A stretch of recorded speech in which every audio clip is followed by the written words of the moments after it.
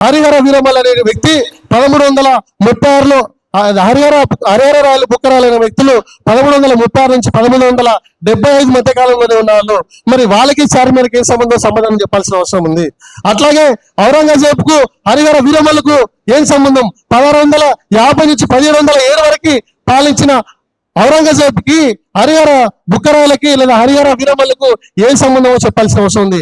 అట్లాగే ఈ సినిమాలో చూపిస్తున్న ఒక బందిపోటుగా పవన్ కళ్యాణ్ గారిని చూపిస్తున్న ఆ బందిపోటుకి ఈ హరిహర వీరమల్లకు ఔరంగజేబుకు ఉన్న సంబంధం ఏందో చెప్పాల్సిన అవసరం ఉంది. అట్లాగే ఆ కోయిలూరు వచనానికి ఆ హరిహర వీరమల్లకు అట్లాగే ఆ ఔరంగజేబుకు మధ్య ఉన్న సంబంధం ఉందో చెప్పాల్సిన అవసరం ఉంది.